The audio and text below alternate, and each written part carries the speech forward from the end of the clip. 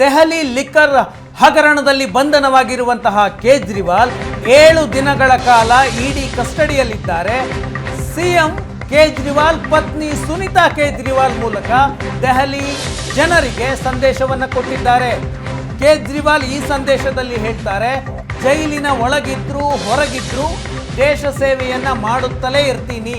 ನನ್ನ ಇಡೀ ಜೀವನವೇ ಸಂಘರ್ಷ, ಮುಂದೆಯೂ ಈ ಸಂಘರ್ಷವನ್ನ ಎದುರಿಸುತ್ತೇನೆ. ನನ್ನ ಬಂಧನವಾಗಿರುವುದರಿಂದ ನಾನು ಎದೆಗುಂದುವುದಿಲ್ಲ. ಹಿಂದಿನ ಜನ್ಮದಲ್ಲಿ ಪುಣ್ಯ ಮಾಡಿದ್ದಕ್ಕೆ ನನಗೆ ಇಷ್ಟೆಲ್ಲ ಪ್ರೀತಿ ಸಿಕ್ಕಿದೆ. ಭಾರತವನ್ನ ದುರ್ಬಲಗೊಳಿಸುವ ಶಕ್ತಿಗಳ ವಿರುದ್ಧ ಹೋರಾಡಬೇಕಿದೆ. ನಾವು ಎಚ್ಚರಿಕೆಯಿಂದ ದೇಶ ವಿರೋಧಿ ಶಕ್ತಿಗಳನ್ನ ಸೋಲಿಸಬೇಕಿದೆ ಅಂತ ಅರವಿಂದ್ ಕೇಜ್ರಿವಾಲ್ ಜೈಲಿನ ಮೂಲಕ ಸಂದೇಶವನ್ನ ಕೊಟ್ಟಿದ್ದಾರೆ. ಆ ಸಂದೇಶವನ್ನ ಕೇಜ್ರಿವಾಲ್ ಅವರ ಪತ್ನಿ ಸುನಿತಾ ಕೇಜ್ರಿವಾಲ್ ಮಾಧ್ಯಮಗಳ ಮುಂದಿಟ್ಟಿದ್ದಾರೆ.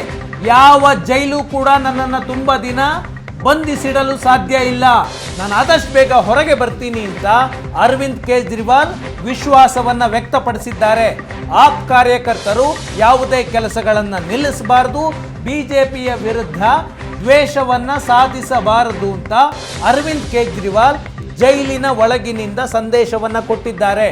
ಸುನಿತಾ ಕೇಜ್ರಿವಾಲ್ ಈ ಸಂದೇಶವನ್ನ ಓದಿದ್ದಾರೆ.